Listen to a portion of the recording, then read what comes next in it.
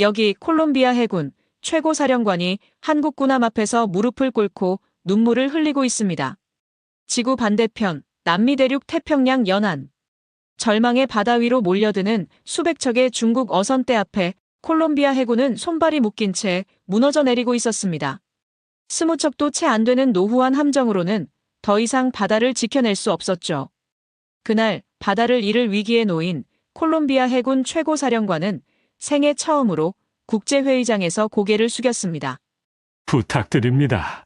제발 우리 바다를 지켜주십시오. 하지만 그 절박한 순간 손을 내민 나라는 오직 한국뿐이었습니다.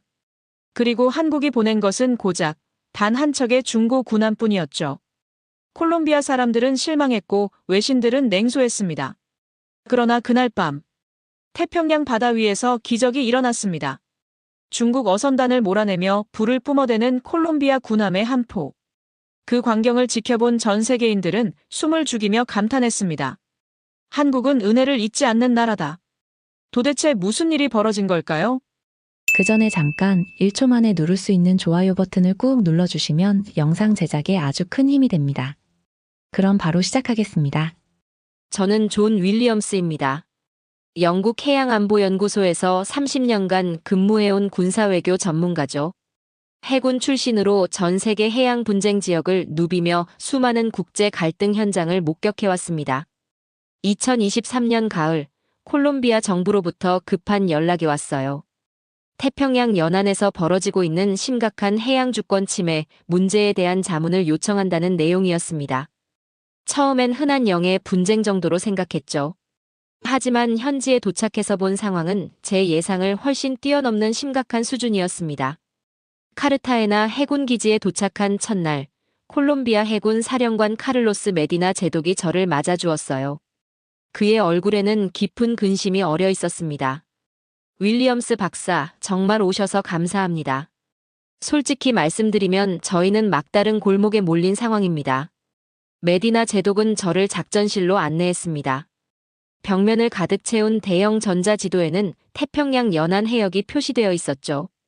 그런데 지도를 보는 순간 저는 깜짝 놀랄 수밖에 없었어요. 콜롬비아 경제수역 곳곳에 빨간 점들이 수백 개씩 찍혀 있었거든요. 이 빨간 점들이 뭡니까? 중국 원양 어선들입니다. 현재 우리 해역에 불법 침입해 조업 중인 선박들이죠.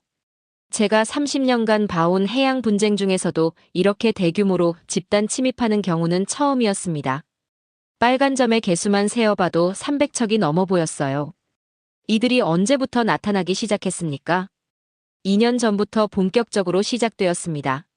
처음엔 10척, 20척 정도였는데 지금은 이 정도죠. 우리가 쫓아내면 며칠 후 다시 돌아옵니다. 더 많은 숫자로 말이에요. 메디나 제독의 설명을 들으며 저는 상황의 심각성을 깨달았습니다. 이건 단순한 불법 조업이 아니라 체계적이고 조직적인 해양 침탈이었어요. 현재 콜롬비아 해군의 대응 능력은 어느 정도입니까? 메디나 제독은 잠시 망설이더니 솔직하게 답했습니다. 저희가 보유한 해상 전력은 노후한 순찰함 18척이 전부입니다. 그마저도 정비 상태가 좋지 않아 실제 작전에 투입할 수 있는 건 10척 정도죠. 10척으로 300척을 상대한다. 이건 불가능에 가까운 일이었습니다. 더구나 중국 어선들은 단순한 어선이 아니었어요. 군사용 레이더와 통신 장비를 갖추고 있었고 일부는 중군사 조직의 성격까지 띠고 있었습니다. 국제사회의 지원은 어떻습니까? 미국과 유럽연합의 도움을 요청했지만 구체적인 지원은 받지 못하고 있습니다. 외교적 항해 정도가 전부죠. 저는 콜롬비아 해군의 절망적인 현실을 직접 확인하기 위해 실제 순찰 작전에 동행했습니다.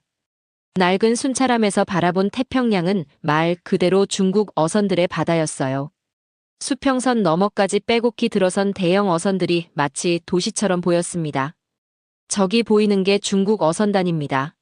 함장이 가리킨 방향을 보니 정말 장관이었습니다. 수십 척의 거대한 어선들이 일렬로 늘어서서 그물을 펼치고 있었어요. 각 어선의 크기만 해도 콜롬비아 순찰함보다 2배는 커 보였습니다. 경고 방송을 해보겠습니다.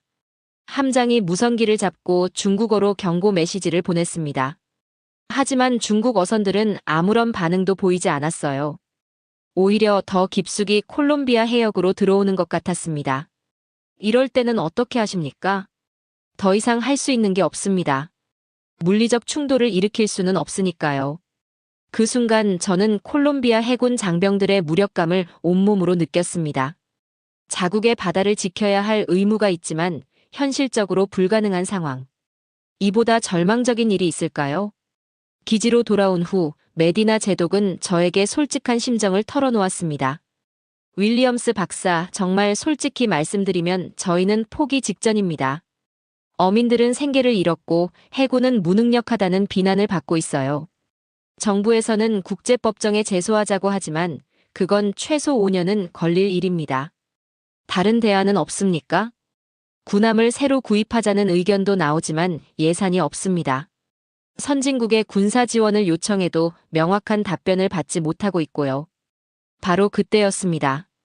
예상치 못한 곳에서 희망의 소식이 들려온 건 말이에요. 메디나 제독의 보좌관이 급히 작전실로 뛰어들어왔습니다. 제독님, 긴급 보고드릴 일이 있습니다. 무슨 일인가? 대한민국 대사관에서 연락이 왔습니다. 한국 정부가 우리의 해양 안보 상황에 깊은 관심을 표명하며 구체적인 지원 방안을 논의하고 싶다고 합니다. 저와 메디나 제독은 서로를 바라보았습니다. 한국이라. 전혀 예상하지 못한 나라였어요. 지구 반대편에 있는 나라가 왜 콜롬비아의 해양 문제에 관심을 가지는 걸까요? 한국이 구체적으로 어떤 지원을 말하는 겁니까? 군함 제공과 기술 지원을 검토 중이라고 합니다. 그 순간 저는 깜짝 놀랐습니다. 군함 제공이라. 이건 보통 일이 아니었어요. 국가 간에 군함을 제공한다는 것은 단순한 원조를 넘어서는 전략적 결정입니다. 한국 대사관에서의 첫 회의는 제 인생에서 가장 인상 깊은 순간 중 하나였습니다. 보고타에 있는 한국 대사관 회의실에는 김태현 대사와 함께 한국 해군 관계자들이 참석했어요. 김태현 대사는 차분하면서도 단호한 어조로 말문을 열었습니다. 콜롬비아의 해양 주권 문제를 면밀히 검토한 결과 한국 정부는 구체적인 지원을 결정했습니다. 메디나 제독과 저는 숨을 죽이고 들었습니다. 도대체 어떤 지원을 말하는 걸까요? 포항급 초계함 2척을 최신 무장으로 개조하여 무상으로 제공하겠습니다. 여기에 장병 교육 훈련, 부품 공급, 유지보수 시스템까지 전면 지원할 예정입니다. 회의실이 순간 조용해졌습니다. 저는 30년간 군사외교 분야에 종사하면서도 이런 파격적인 지원을 본 적이 없었어요. 무상으로 군함을 제공한다는 것, 그것도 최신 무장으로 개조해서 말입니다. 메디나 제독이 떨리는 목소리로 물었습니다. 정말 무상으로 말입니까? 그렇습니다. 다만 한 가지 조건이 있습니다. 역시 조건이 있구나 싶었어요. 세상에 공짜는 없다는 말이 맞는 것 같았습니다. 어떤 조건입니까? 이 군함들을 평화적 목적으로만 사용해달라는 것입니다. 그리고 중국의 불법 조업을 막는데 효과적으로 활용해 주십시오. 저는 깜짝 놀랐습니다. 영토 한량이나 정치적 영향력 확보 같은 조건을 예상했는데 평화적 사용이라니. 이건 정말 예상 밖이었어요. 회의가 끝난 후 저는 김태현 대사에게 개인적으로 질문했습니다. 대사님, 솔직히 궁금합니다. 한국이 지구 반대편 콜롬비아에 이런 파격적 지원을 하는 진짜 이유가 뭡니까? 김태현 대사는 잠시 생각에 잠기더니 조용히 대답했습니다.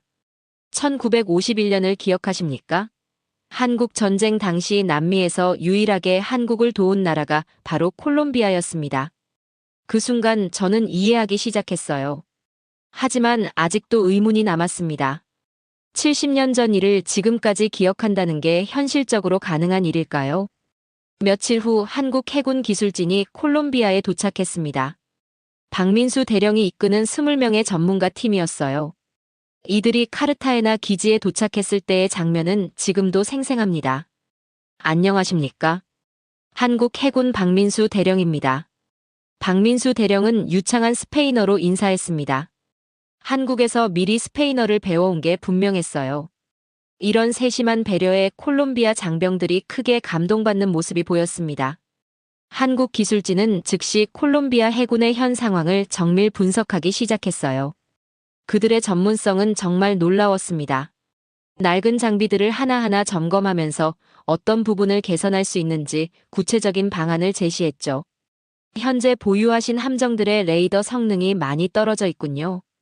새로운 군함에는 최신 해상 감시 레이더를 장착하겠습니다.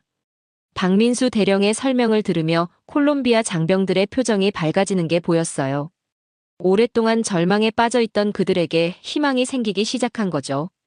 하지만 모든 사람이 한국의 지원을 긍정적으로 보는 건 아니었습니다. 콜롬비아 내부에서도 의구심을 표하는 목소리들이 나오기 시작했어요. 국방위원회 의원인 루이스 가르시아가 기자회견에서 이런 발언을 했습니다.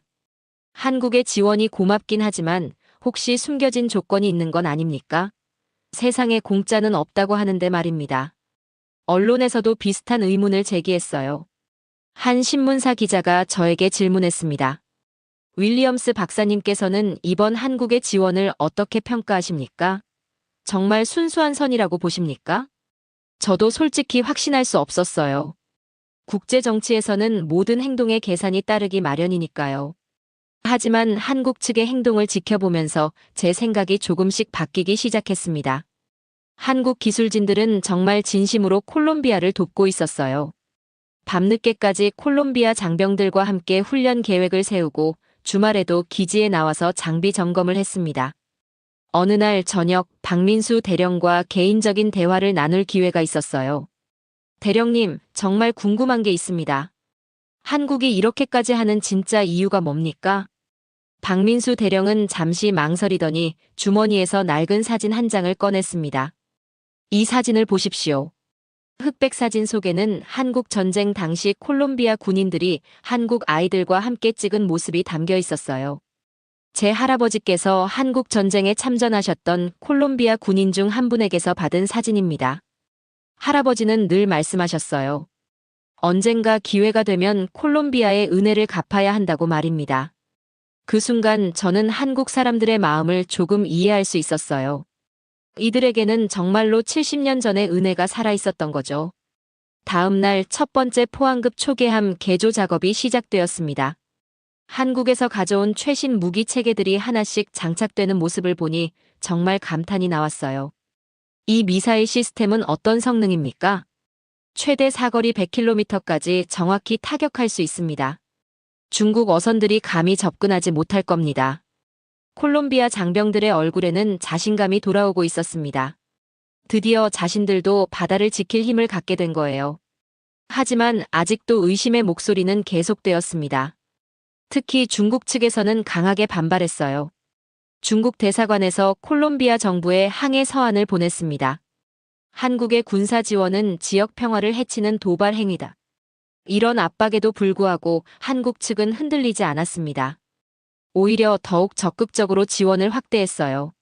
한국의 지원이 본격화되면서 콜롬비아 전체가 들썩이기 시작했습니다. 하지만 모든 반응이 긍정적인 건 아니었어요. 특히 정치권에서는 격렬한 논쟁이 벌어졌습니다. 콜롬비아 상원 외교위원회에서 긴급 회의가 열렸어요. 저도 전문가 자격으로 참석했는데 분위기가 상당히 험악했습니다. 이건 말이 안 됩니다. 한국이 우리에게 군함을 공짜로 준다고요? 뒤에 숨겨진 조건이 분명히 있을 겁니다. 반대파 의원인 카를로스 베가가 목소리를 높였어요. 그는 계속해서 의혹을 제기했습니다. 혹시 한국이 우리 영해에 군사기지를 건설하려는 건 아닙니까? 아니면 콜롬비아를 미중 갈등의 전초기지로 만들려는 속셈인가요? 이런 의견에 대해 메디나 제독이 반박했습니다. 지금까지 한국 측에서 그런 요구를 한 적이 전혀 없습니다. 오히려 평화적 사용만을 강조하고 있어요. 그렇다고 해서 안심할 수 있습니까? 국제 정치에서는 겉으로 드러나지 않는 이해관계가 더 중요한 법입니다. 논쟁이 계속되는 동안 저는 한국 측의 진정성에 대해 깊이 고민했어요. 정말로 순수한 선의일까? 아니면 베가 의원 말처럼 숨겨진 목적이 있는 걸까? 그런데 며칠 후 결정적인 사건이 일어났습니다. 중국 측에서 콜롬비아 정부에 강력한 압박을 가하기 시작한 거예요. 중국 대사 리웨이가 직접 콜롬비아 외무부를 방문했습니다. 그리고 상당히 위협적인 메시지를 전달했어요. 한국의 군사 지원을 받아들인다면 중콜 경제 협력에 심각한 타격이 있을 것입니다. 중국은 콜롬비아의 주요 무역 파트너였어요. 이런 위협은 콜롬비아 정부에 상당한 부담이 되었습니다. 실제로 일부 강요들은 한국의 지원을 거절하자는 의견을 내놓기 시작했어요. 중국과의 경제관계를 위험에 빠뜨릴 수는 없습니다. 한국의 제안을 정중히 거절하는 게 좋겠어요. 경제부 장관이 이런 의견을 표명했을 때 콜롬비아 내부의 갈등은 더욱 심해졌습니다. 바로 그때 한국 측에서 예상치 못한 행동을 보였어요. 김태현 대사가 긴급 기자회견을 열었습니다. 한국의 지원에 대해 여러 의견이 있다는 걸 알고 있습니다. 하지만 한 가지 분명히 말씀드리고 싶은 게 있어요. 김태현 대사는 잠시 숨을 고르더니 감정이 섞인 목소리로 계속했습니다. 1951년 한국 전쟁 당시 콜롬비아는 남미에서 유일하게 한국을 도왔습니다. 2,000명의 젊은이들이 지구 반대편 낯선 땅으로 와서 우리와 함께 싸웠어요. 그중 160명이 목숨을 잃었습니다. 기자회견장이 조용해졌어요. 김태현 대사의 목소리에는 진정성이 느껴졌습니다. 그들이 왜 죽었을까요? 한국과 콜롬비아 사이에 특별한 이해관계가 있었나요? 아닙니다. 순수하게 정의를 위해, 자유를 위해 싸우다가 희생된 거예요. 저는 그 순간 소름이 돋았습니다. 70년 전 콜롬비아 젊은이들의 희생이 이렇게 생생하게 기억되고 있다니. 한국은 그 은혜를 잊지 않았습니다. 이번 지원은 그 보답입니다. 다른 어떤 조건도 숨겨진 목적도 없어요. 기자회견이 끝난 후 콜롬비아 여론이 급격히 바뀌기 시작했어요. 특히 나이든 세대들 사이에서는 한국 전쟁 참전에 대한 자부심이 되살아났습니다. 참전용사 유족회 회장인 마리아 고메스가 신문 인터뷰에서 이렇게 말했어요. 우리 아버지는 한국에서 돌아가셨습니다. 그때는 왜 그렇게 먼 나라까지 가서 싸워야 하는지 이해하지 못했어요. 하지만 지금 한국이 우리를 도우는 걸 보니 아버지의 희생이 헛되지 않았다는 생각이 듭니다.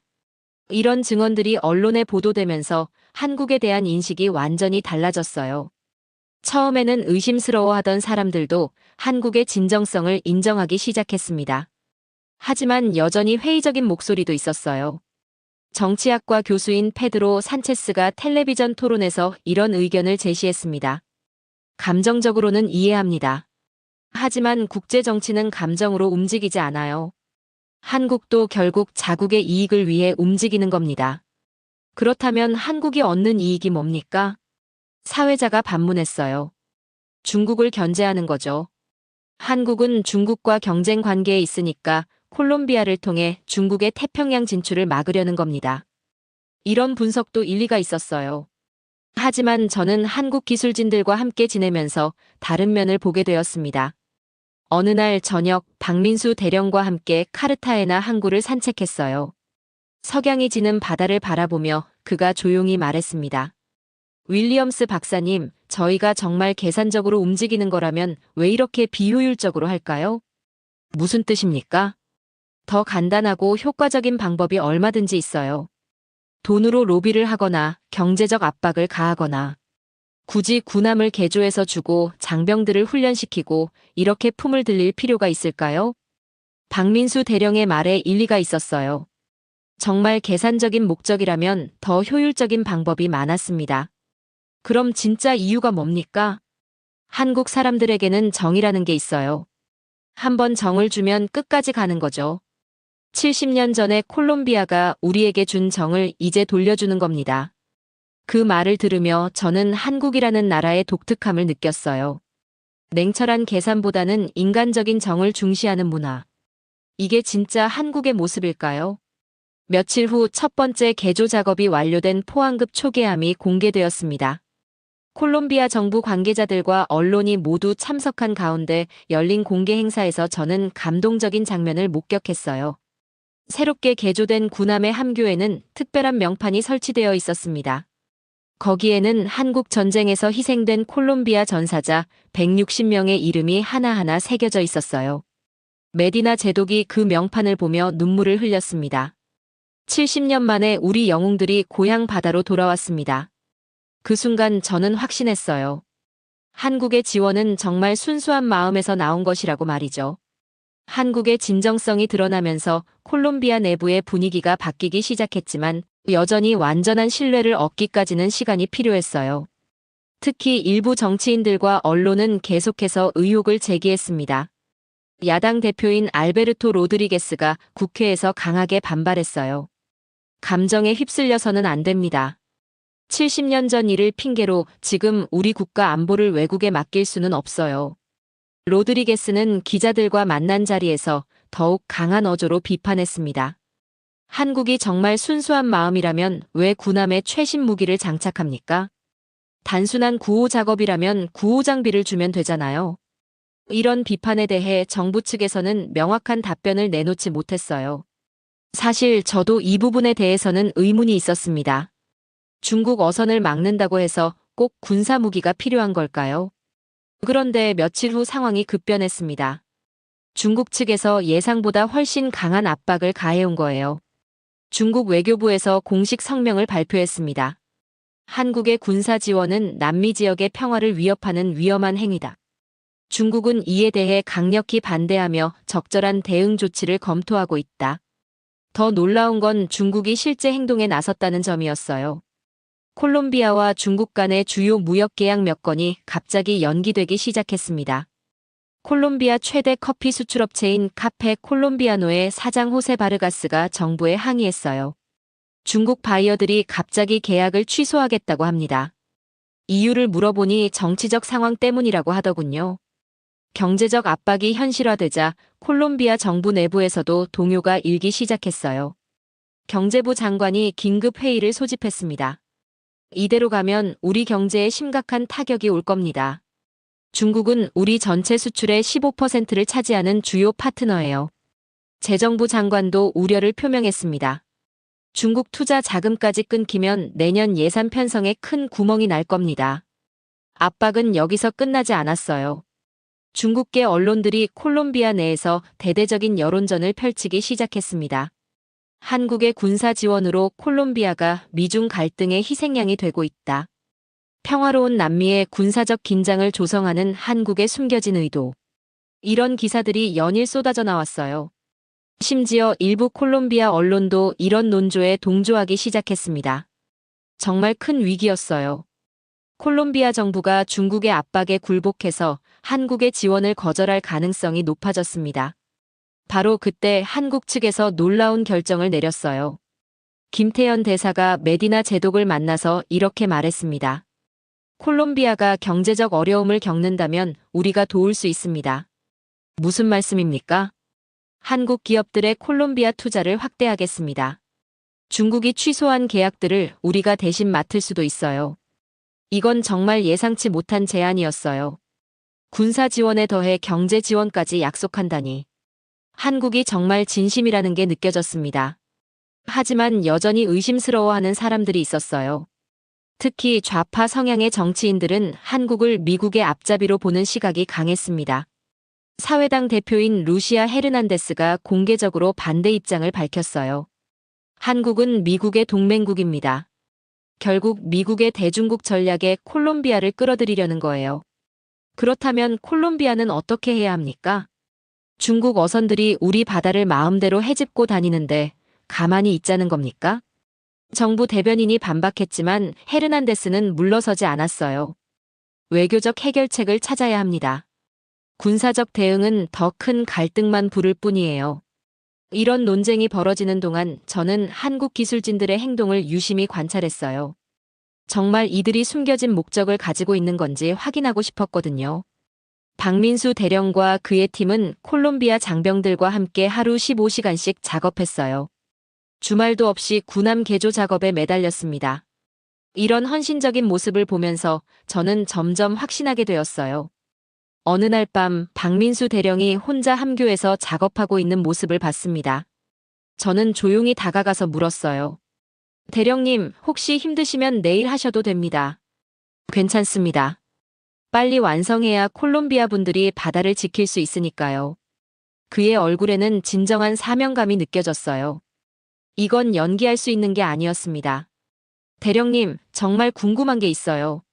한국에서는 이 일을 왜 이렇게 중요하게 생각합니까? 박민수 대령은 잠시 손을 멈추고 저를 바라봤어요. 윌리엄스 박사님, 한국 사람들은 배은 망덕을 가장 싫어해요. 도움을 받고도 잊어버리는 걸 말이죠. 그럼 반대로 은혜를 기억하는 건 어떻게 생각하십니까? 당연한 일이죠. 콜롬비아가 70년 전에 우리를 도왔는데 지금 콜롬비아가 어려우면 우리가 도와야 하는 거 아닙니까? 박민수 대령의 말은 단순했지만 진심이 느껴졌어요. 복잡한 국제정치 논리가 아니라 인간적인 도리에서 나온 행동이었습니다. 며칠 후 결정적인 사건이 일어났어요. 콜롬비아 국회에서 한국 지원 수용에 대한 표결이 열렸습니다. 찬성 65표, 반대 34표, 기권 1표로 가까스로 통과되었어요. 표결 결과가 발표되자 한국 측에서는 조용한 감사 인사만 전했습니다. 큰 환호나 과시 같은 건 전혀 없었어요. 오히려 더욱 겸손한 자세로 일에 임했습니다. 반대했던 사람들 중 일부도 한국 측의 진정성을 인정하기 시작했어요. 특히 로드리게스 야당 대표가 입장을 바꾼 게 화제였습니다. 처음에는 의심했지만 한국 분들의 행동을 보니 정말 순수한 마음에서 도우려는 것 같습니다. 하지만 아직 가장 중요한 시험이 남아 있었어요. 과연 한국이 제공한 군함이 실제로 중국 어선들을 막을 수 있을 것인가? 그리고 그 과정에서 더 큰 갈등이 벌어지지는 않을까? 한국의 지원이 공식적으로 결정된 후 본격적인 군함 개조 작업과 훈련이 시작되었습니다. 저는 이 모든 과정을 가까이서 지켜볼 수 있는 특권을 얻었어요. 30년간 군사 분야에 종사하면서도 이렇게 체계적이고 전문적인 작업을 본 적은 없었습니다. 한국에서 추가로 도착한 기술진은 총 10명이었어요. 각 분야별 최고 전문가들로 구성된 팀이었습니다. 레이더 전문가, 무기 체계 전문가, 항해 시스템 전문가까지. 이들의 전문성은 정말 놀라웠어요. 포항급 초계함 개조 작업 현장은 마치 첨단 공장 같았습니다. 한국에서 가져온 최신 장비들이 하나씩 설치되는 모습을 보니 감탄이 절로 나왔어요. 이 레이더는 200km까지 탐지가 가능합니다. 중국 어선들의 움직임을 실시간으로 추적할 수 있어요. 기술 책임자인 이준호 중령의 설명을 들으며 콜롬비아 장병들의 눈이 반짝였습니다. 지금까지 20km도 제대로 탐지하지 못했는데 200km라니. 정말 이 정도 성능이 나옵니까? 콜롬비아 해군 기술 장교인 카를로스 모레노 소령이 의심스러운 표정으로 물었어요. 직접 확인해 보시죠. 이준호 중령이 레이더를 가동했습니다. 화면에는 주변 200km 내의 모든 선박들이 선명하게 표시되었어요. 심지어 선박의 크기와 속도까지 정확히 나타났습니다. 이게 정말 가능한 일입니까? 모레노 소령이 놀라며 화면을 바라봤어요. 지금까지 육안으로만 확인하던 중국 어선들이 이렇게 정확하게 포착되다니. 무기 시스템 설치도 인상적이었어요. 한국에서 개발한 최신 해상 대함 미사일이 장착되는 과정을 지켜보니 정말 정밀했습니다. 이 미사일의 사거리는 얼마나 됩니까? 100km입니다. 정확도는 99%예요. 99%라고요? 네, 실제 훈련에서 100발 중 99발이 정확히 명중했습니다. 콜롬비아 장병들이 감탄사를 연발했어요. 지금까지 사용하던 무기와는 차원이 다른 성능이었습니다. 하지만 아무리 좋은 장비라도 사람이 제대로 다룰 수 없으면 소용없죠. 한국 측은 이 부분에 특히 신경을 썼어요. 장비만 주고 끝내는 게 아닙니다. 완벽하게 운용할 수 있을 때까지 훈련시켜 드릴 거예요. 박민수 대령의 말처럼 훈련은 정말 철저했습니다. 하루 12시간씩 주 7일 내내 진행되었어요. 처음에는 기본적인 장비 조작법부터 시작했습니다. 콜롬비아 장병들이 새로운 시스템에 익숙해질 때까지 한국 교관들이 끈기 있게 가르쳤어요. 레이더 화면에서 이 신호가 나타나면 어떻게 해야 합니까? 즉시 함장에게 보고하고 추적 모드로 전환합니다. 좋습니다. 그럼 이번에는 직접 해보세요. 한국 교관들의 교육 방식은 체계적이면서도 인내심이 넘쳤어요. 콜롬비아 장병들이 실수해도 화내지 않고 계속 반복해서 가르쳤습니다. 특히 인상 깊었던 건 언어 장벽을 극복하는 방식이었어요. 한국 교관들은 모두 스페인어를 배워왔지만 기술적인 용어를 설명하기에는 한계가 있었습니다. 그래서 이들이 고안한 방법이 정말 창의적이었어요. 그림과 도표, 실제 시연을 통해 복잡한 기술을 쉽게 이해할 수 있도록 했습니다. 언어가 달라도 마음은 통한다는 말이 실감났어요. 한국 교관들과 콜롬비아 장병들 사이에는 진정한 동지애가 형성되고 있었습니다. 몇 주 후 첫 번째 해상훈련이 실시되었어요. 개조된 포항급 초계함이 처음으로 바다에 나선 순간이었습니다. 모든 시스템 정상입니다. 레이더 가동 완료. 무기 시스템 준비 완료. 각 부서에서 차례로 보고가 올라왔어요. 콜롬비아 장병들의 목소리에는 자신감이 넘쳤습니다. 하지만 진짜 시험은 실제 상황에서 벌어졌어요. 훈련 중에 레이더에 정체불명의 선박들이 포착되었습니다. 함장님, 동북쪽 80km 지점에서 대형 선단이 접근하고 있습니다. 선박수는 약 30척으로 추정됩니다. 이동 속도와 패턴으로 봐서 중국 어선단 같습니다. 함교가 긴장으로 가득 찼어요. 드디어 실전 상황이 온 거죠. 콜롬비아 함장인 라파엘 산토스 중령이 침착하게 명령을 내렸습니다. 접근 계속 감시하고 우리 영해 진입 시 경고 방송 준비.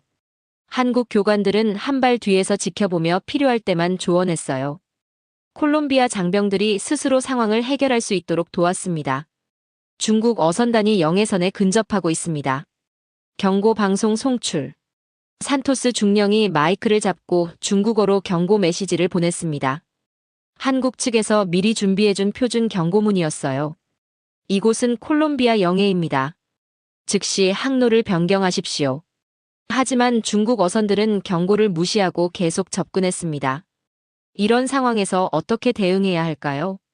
박민수 대령이 조용히 조언했어요. 경고 사격 준비를 해보시죠. 실제로 쏘는 게 아니라 준비 자세만요. 경고 사격 준비. 산토스 중령의 명령에 따라 무기 시스템이 가동되었습니다. 그 순간 놀라운 일이 벌어졌어요. 중국 어선들이 갑자기 항로를 바꾸기 시작한 거예요. 레이더에서 포착된 강력한 무기 신호를 감지한 것 같았습니다.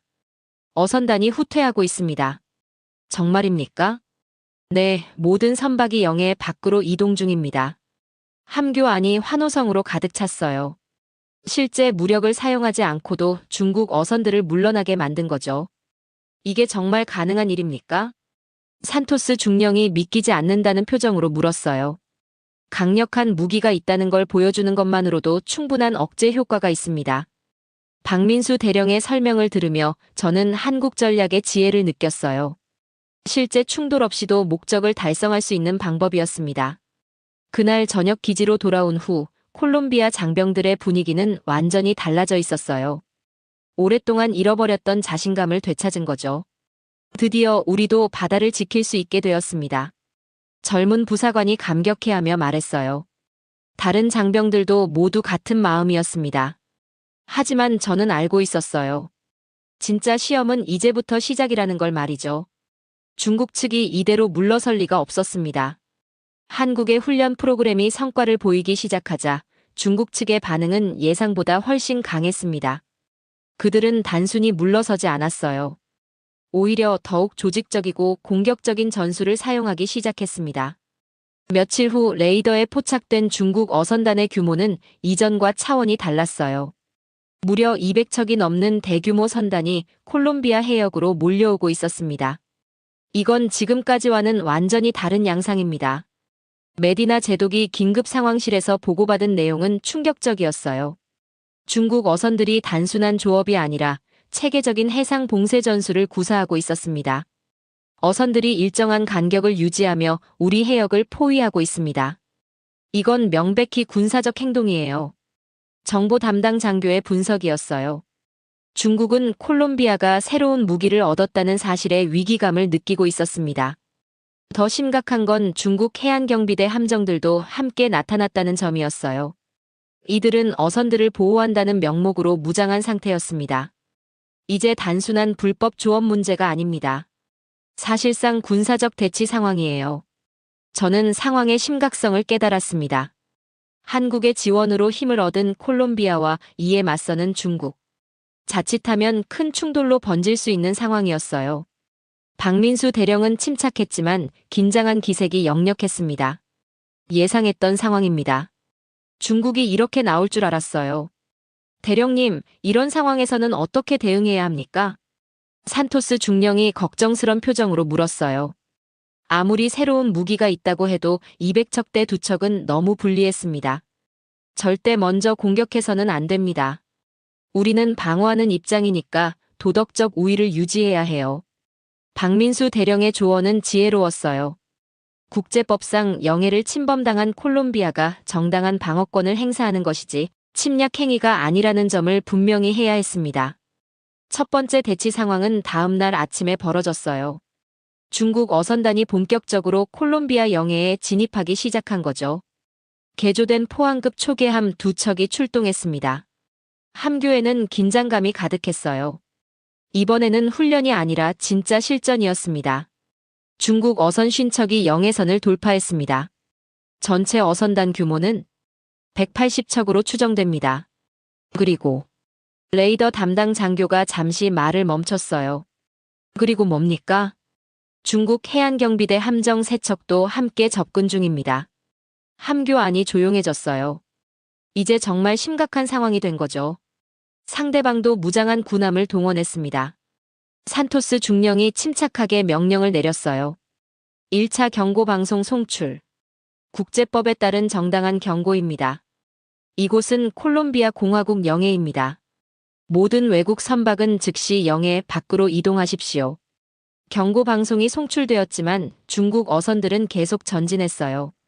오히려 더 빠른 속도로 영해에 깊숙이 침입하고 있었습니다. 2차 경고 방송 준비. 이번에는 더 강한 어조로 경고했습니다. 귀 선박들의 영해 침범은 국제법 위반입니다. 즉시 철수하지 않으면 강제 조치를 취하겠습니다. 하지만 중국 측의 반응은 예상 밖이었어요. 중국 해안경비대 함정에서 역으로 경고 방송을 보내온 거죠.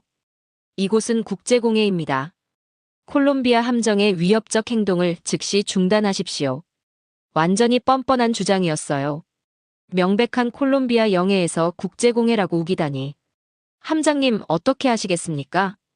부함장이 긴장한 목소리로 물었어요. 이런 상황에서 잘못 대응하면 국제적 사건으로 번질 수 있었습니다. 박민수 대령이 조용히 조언했어요. 경고 사격을 해보시죠. 다만 절대 상대방을 향해서는 안 됩니다. 진로 앞쪽 바다에만 쏘세요.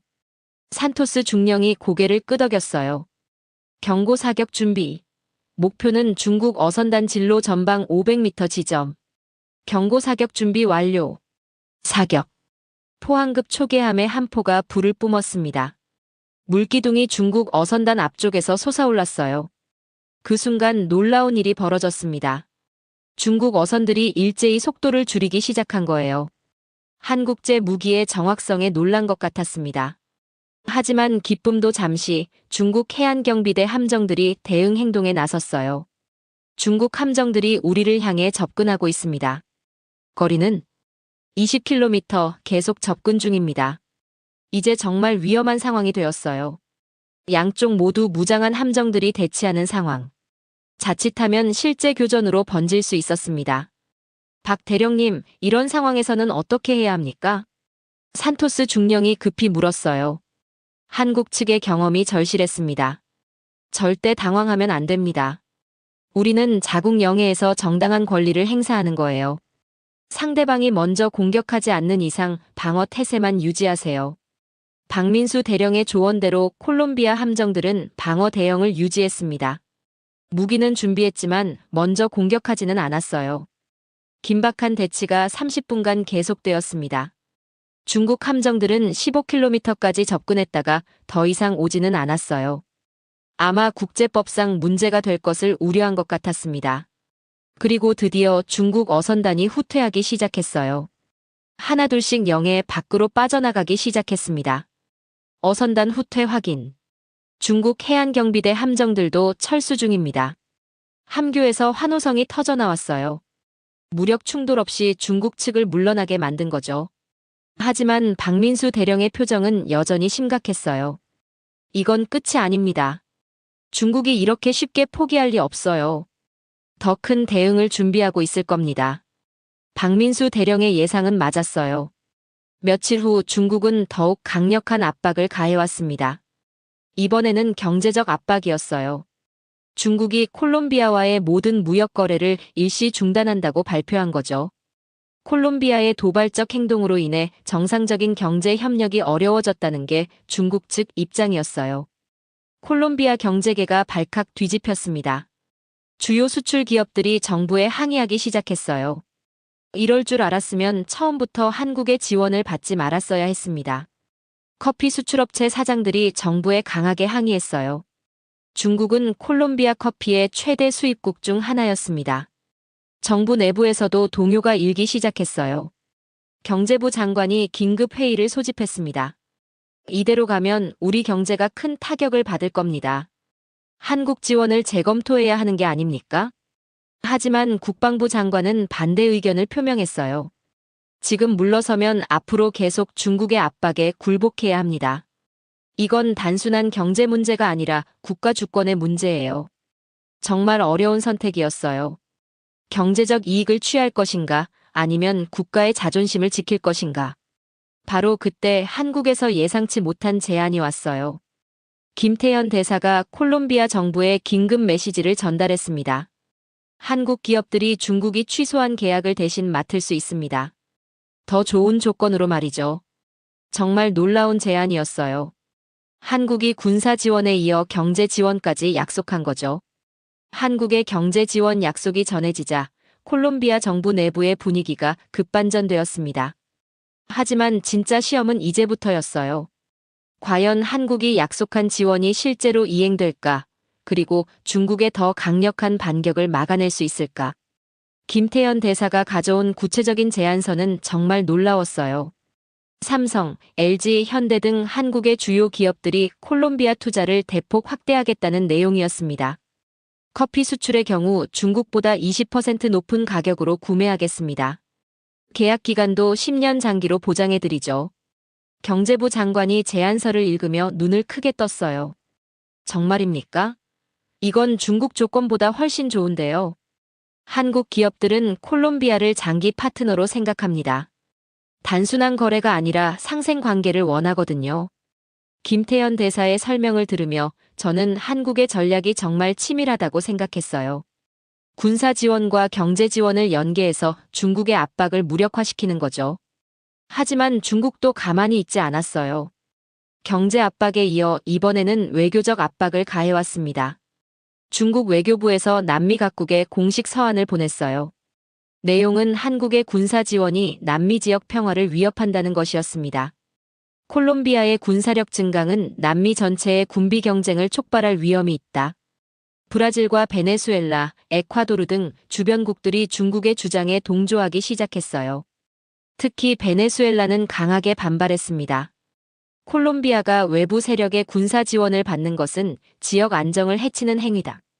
베네수엘라 외무장관의 성명이었어요. 이들은 중국과 가까운 관계를 유지하고 있었기 때문에 한국의 지원을 견제하려 했습니다. 국제적 압박이 거세지자 콜롬비아 내부에서도 다시 반대 목소리가 나오기 시작했어요. 우리가 주변국들과 외교적 마찰을 빚으면서까지 한국의 지원을 받을 필요가 있을까요? 외교부 일부에서 이런 우려를 표명했습니다. 하지만 메디나 제독은 단호했어요. 지금 물러서면 영원히 중국의 압박에 굴복해야 합니다. 이건 콜롬비아의 미래가 걸린 문제예요. 정말 중요한 순간이었어요.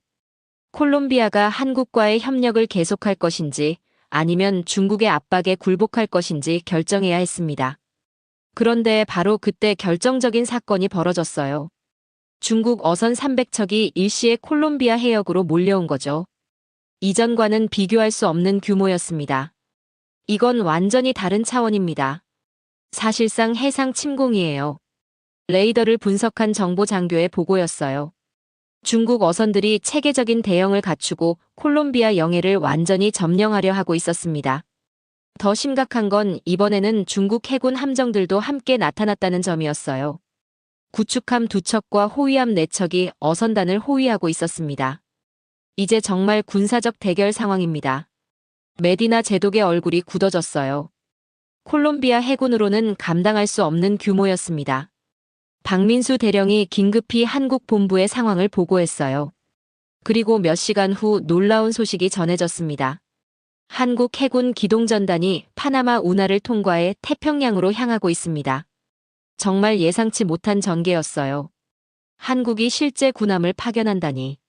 이건 단순한 지원을 넘어서는 군사적 개입이었습니다. 정말입니까? 한국 해군이 직접 온다고요? 산토스 중령이 믿기지 않는다는 표정으로 물었어요.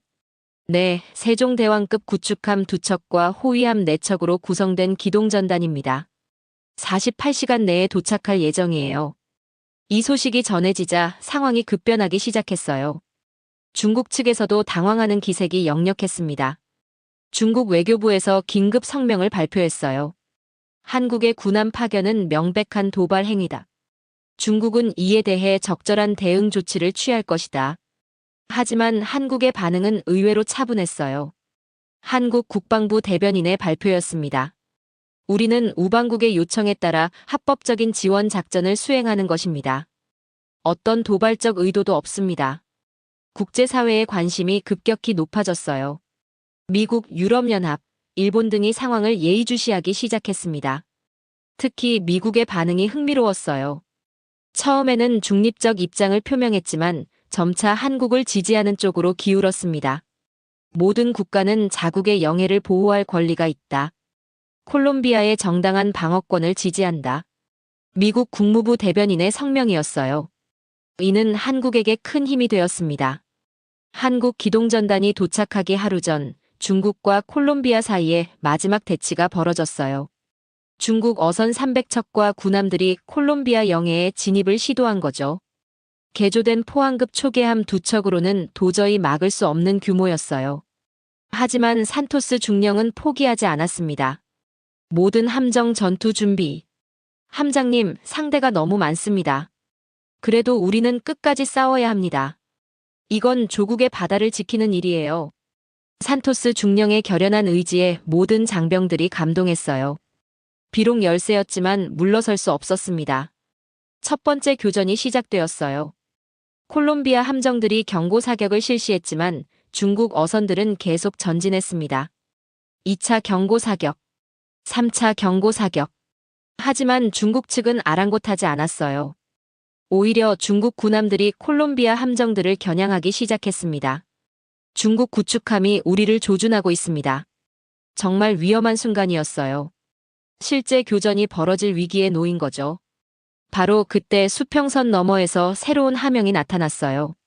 한국 해군 기동전단이었습니다. 한국 함대 접근 중. 세종대왕급 구축함 확인. 한국 함대의 등장으로 상황이 완전히 바뀌었어요. 중국 측에서도 긴장하기 시작했습니다. 한국 기동전단 지휘관인 김철수 제독이 전체 통신망에 메시지를 보냈어요. 이곳은 대한민국 해군입니다. 콜롬비아 정부의 요청에 따라 합법적 지원 작전을 수행합니다. 모든 불법 행위를 즉시 중단하십시오.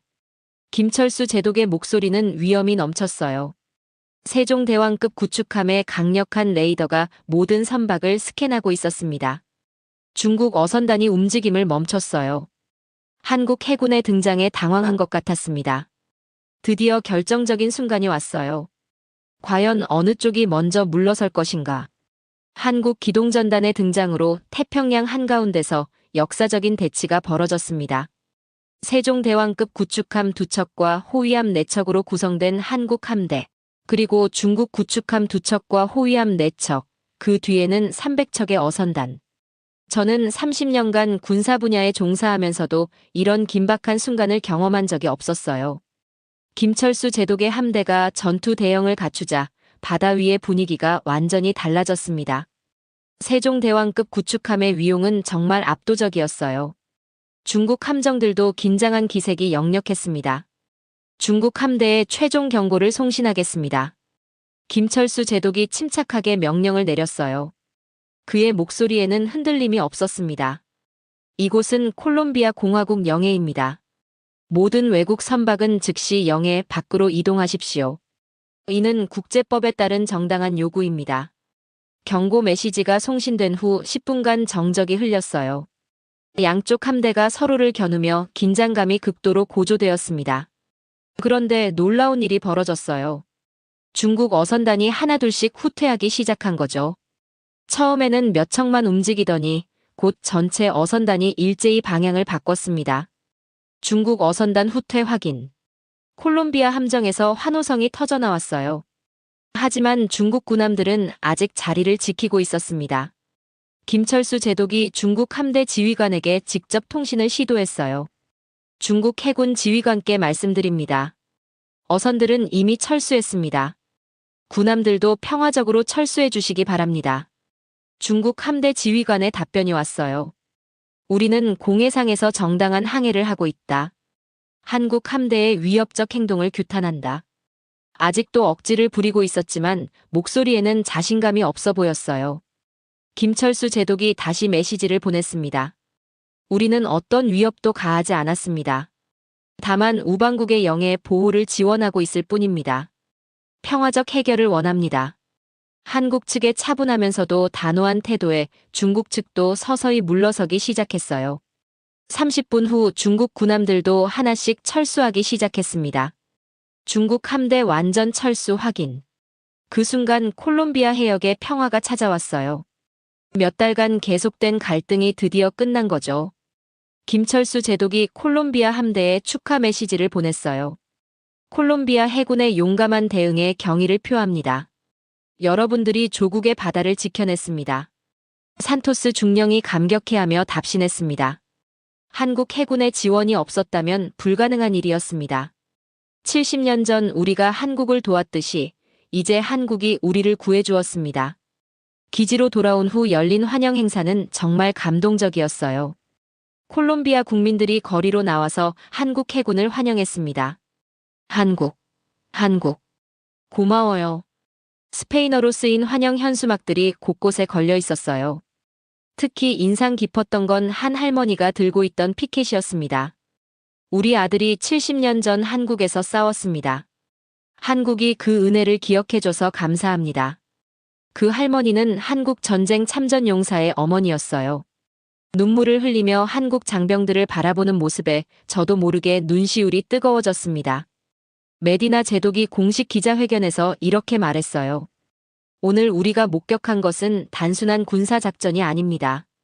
진정한 우정이 무엇인지 보여준 역사적 순간이었어요. 김철수 제독도 소감을 밝혔습니다. 한국은 은혜를 잊지 않는 나라입니다. 70년 전 콜롬비아가 우리를 도왔을 때의 그 마음을 우리도 똑같이 느끼고 있어요. 이 사건은 전 세계 언론의 주목을 받았습니다. 특히 한국의 의리 외교가 화제가 되었어요. 미국 CNN에서는 이렇게 보도했습니다. 한국이 보여준 것은 21세기 새로운 외교 모델이다. 경제적 이익이나 정치적 계산이 아닌 인간적 신의에 바탕한 진정한 동맹 관계. 영국 BBC도 비슷한 논조였어요. 70년 전의 은혜를 잊지 않고 실제 행동으로 보답한 한국.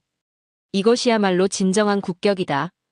심지어 중국 언론들도 한국의 행동을 인정하지 않을 수 없었어요. 물론 비판적 논조였지만 한국의 일관성만큼은 인정했습니다.